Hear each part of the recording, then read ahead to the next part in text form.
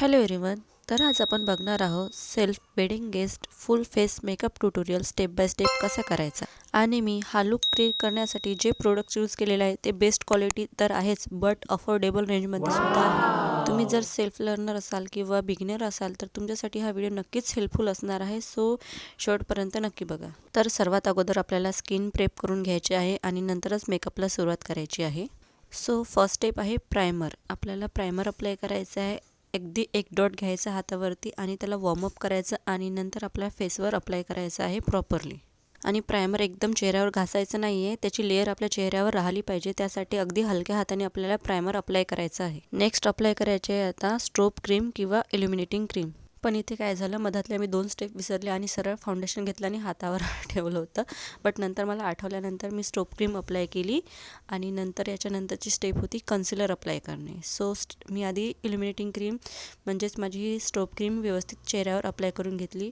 आता बघा, strobe cream लावल्याबरोबर एक वेगळाच ग्लो आपल्या चेहऱ्यावर येतो, जसं की ते आतमधून स्किन आपली ग्लो करत आहे अशा प्रकारे. जर तुमच्याकडे स्ट्रोब क्रीम अवेलेबल असेल तर नक्की अप्लाय करा. ही स्टेपसुद्धा खूप महत्त्वाची आहे. सो नेक्स्ट स्टेप आहे कलर करेक्शन. सो माझ्याकडे हे न्यूट्रल पीच कलरचं कन्सिलर आहे मार्सचं. सो मी नेहमी हेच कन्सिलर अप्लाय करत असते माझे डार्क सर्कल किंवा पिगमेंटेशन हाईड करण्यासाठी.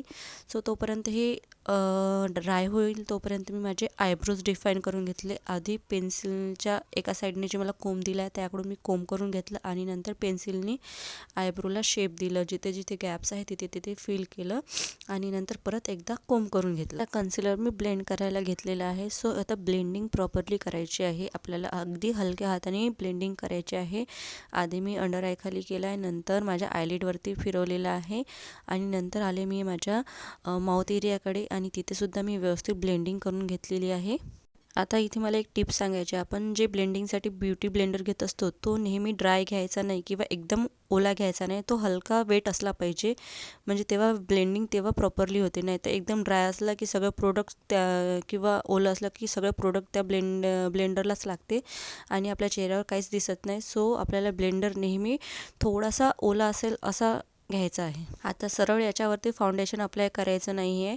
आपल्याला थोडंसं लूज पावडर हलक्या हाताने याच्यावरती अप्लाय करून घ्यायचं आहे. कारण काय की फाउंडेशन किंवा कन्सिलर एकमेकात मिक्स होऊ नये यासाठी आपण याच्यावरती थोडंसं लूज पावडर अप्लाय करून घेणार आहोत. सो आता अप्लाय करायचं आहे आपल्याला याच्यावरती फाउंडेशन. सो फाउंडेशन अगदी जास्त घ्यायचं नाही. अगदी 2 डॉट जरी घेतलं तरी ते पूर्ण चेहऱ्यासाठी पुरेसं आहे. सो 2 डॉट घ्यायचे आहे हातावरती, त्याला वॉर्मअप करायचं आहे आणि नंतर डॉट डॉट करून आपल्याला चेहऱ्यावरती लावून घ्यायचं आहे आणि नंतर एका वेट ब्युटी ब्लेंडरनी व्यवस्थित प्रॉपरली ब्लेंडिंग करून घ्यायची आहे. आणि भरपूर जण इथे काय करतात, ब्युटी ब्लेंडर असो की ब्रश असो ते फाउंडेशन असं घासत आणतात चेहऱ्यावर. तर आपल्याला घासायचं नाही आहे. ते ब्युटी ब्लेंडर किंवा ब्रशने अगदी हलक्या हाताने जाग्यावरच डॅब डॅब करायचं आहे, त्याला तिथेच फिरवायचं आहे. इथे मला परत एक टिप सांगायची आहे. चेहऱ्यावर आपण जे काही सगळे प्रोडक्ट्स अप्लाय करतो जसं फाउंडेशन आणि पावडर, ते आपल्याला कानाला आणि गळ्यालासुद्धा अप्लाय करायचं आहे, ज्याच्यामुळे आपलं डिस्कलरेशन दिसणार नाही. तर आज मी फेस कॉन्टरिंग केलेलं नाही आहे, ते स्टेप स्किप केली आणि सरळ मी ब्लश अप्लाय केलेला आहे, क्रीम ब्लश. आणि मी बोटानेच व्यवस्थित ब्लेंड करून घेतलेलं आहे आणि थोडंसं ब्लश नाकावरती आणि चिनवरती पण लावायचं, ते थोडंसं नॅचरल दिसतं. सो आणि ब्लेंडिंग प्रॉपरली करायची आहे. हाताने असो की ब्लेंडरनी प्रॉपर ब्लेंडिंग करायची. सो नेक्स्ट स्टेपमध्ये मी एक हायलायटिंग कन्सिलर अप्लाय केलेलं आहे. तुम्ही बघू शकता मी कशा प्रकारे माझ्या अंडर आय खाली आणि आयब्रोवरती थोडंसं आयब्रो व्यवस्थित डिफाईन होण्यासाठी अप्लाय केलेलं आहे आणि थोडंसं नाकावरच्या स्ट्रेट बोनवरती आणि माउथ एरियावरती सुद्धा कन्सिलर अप्लाय करून घेतलेलं आहे. सो हे माझे पार्ट्स छानपैकी हायलाईट झाले पाहिजे, उठून दिसलेच पाहिजे, यासाठी मी हायलायटिंग कन्सिलर तिथे तिथे अप्लाय करून घेतलेलं आहे. फाउंडेशन नंतर जे आपण एक हायलायटिंग कन्सिलर लावत असतो ते आपल्या शेडपेक्षा एक शेड थोडंसं फेअर असलं पाहिजे, तेव्हाच ते पार्ट्स आपल्या चेहऱ्यावरचे हायलाईट होतील. तर आपण आपल्या फाउंडेशनच्या शेडचंच जर हायलायटिंग कन्सिलर घेतलं तर ते सारखंच होईल आणि ते आपल्या चेहऱ्यावरचे पार्ट्स उठून दिसणार नाही. सो हायलायटिंग कन्सिलर नेहमी एक शेड आपल्याला फेअर घ्यायचं असतं. सो आता प्रॉपरली ब्लेंडिंग करून घ्यायची आहे हलक्या हाताने अगदी डॅब डॅब करत. आता मी ना इथे एकदा सेटिंग स्प्रे अप्लाय करून घेत असते जेव्हा माझे सगळे लिक्विड आणि क्रीम प्रोडक्ट्स अप्लाय करून झालेले असतात. त्याच्यामुळे काय होते, आपले सगळे प्रोडक्ट व्यवस्थित सेट होतात असं मला वाटते. सो इथे एकदा सेटिंग स्प्रे अप्लाय करायला काही हरकत नाही आणि सेटिंग स्प्रे अप्लाय झाल्यानंतर त्याला व्यवस्थित ड्राय होऊ द्या आणि एकदा परत ब्युटी ब्लेंडरनी व्यवस्थित हलक्या हाताने डॅब डॅब करत चेहऱ्यावरती पूर्ण फिरवून घ्या. तर नेक्स्ट स्टेप आहे पावडर सेटिंग. इथे तुम्ही कॉम्पॅक्ट पावडर किंवा लूज पावडर दोन्हीपैकी काहीही यूज करू शकता. सो आपल्याला लूज पावडर किंवा कॉम्पॅक्ट पावडर आधी हातावरती घेऊन एक्सेस प्रोडक्ट काढून घ्यायचा आहे आणि नंतर प्रेस करत पूर्ण चेहऱ्यावरती फिरून घ्यायचं आहे. नेक्स्ट आपल्याला अप्लाय करायचा आहे पावडर ब्लश आणि पावडर ब्लश आपल्याला नोजवर आणि चीनवरती सुद्धा अप्लाय करायचा आहे. आणि नेक्स्ट आहे लास्टली आपल्याला अप्लाय करायचं आहे एकदा सेटिंग स्प्रे अप्लाय करून त्याला ड्राय होऊ द्या आणि नंतर अप्लाय करायचं आहे हायलायटर. सो हायलायटिंग आपल्याला चिकबोन, नोजवरती, चीनवरती व्यवस्थित अप्लाय करून घ्यायचं आहे. नेक्स्ट आहे लिप कॉम्बो. आय मेकअप आपण सगळ्यात लास्टला करणार आहोत. सो आधी लिप कॉम्बो करून घेऊया. लिप लायनरने व्यवस्थित लिप्सला शेप द्यायचा आहे आणि लिप लायनर लावल्यानंतर एकदा थोडंसं बोटांनी ते स्मच करून घ्यायचं आणि नंतर त्याच्यावरती लिपस्टिक अप्लाय करायची आहे.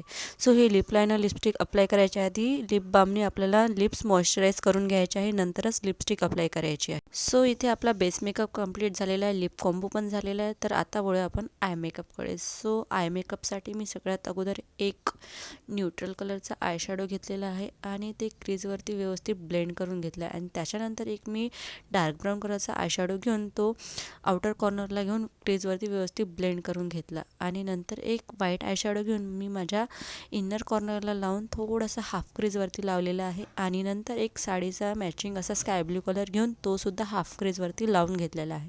आणि मी मिडलला एक सिल्वर कलरचा हायलायटर अप्लाय केलेला आहे. सो नेक्स्ट आहे आयलायनर. मी आयलायनर थोडं बारीकच लावणार होते, बट लावता ते थोडंसं ब्रॉड झालं. It's okay. सो नंतर थोडंसं न्यूट्रल कलरचा आयशॅडो आपल्याला वॉटर लाईनला लावून घ्यायचा आहे आणि एक सिल्वर कलरचा हायलायटर इनर कॉर्नरला आणि आयब्रोवरती लावायचा आहे.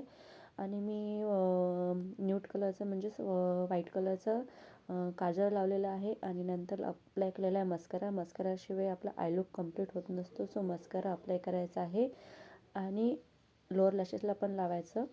तर इथे आपला आय लुकसुद्धा कंप्लीट झालेला आहे. आता राहिलेला आहे फक्त टिकली अप्लाय करायची, तेव्हाच आपला हा पूर्ण लुक उठून दिसणार आहे. So hair is the final look. तुम्हाला हा मेकअप ट्युटोरियल कसा वाटला मला कमेंट्समध्ये नक्की सांगा आणि आवडल्यास तुमच्या फ्रेंड्ससोबत नक्की शेअर करा आणि अशाच नवनवीन व्हिडिओसाठी माझ्या चॅनलला सबस्क्राईब करा. Thanks for watching. बाय.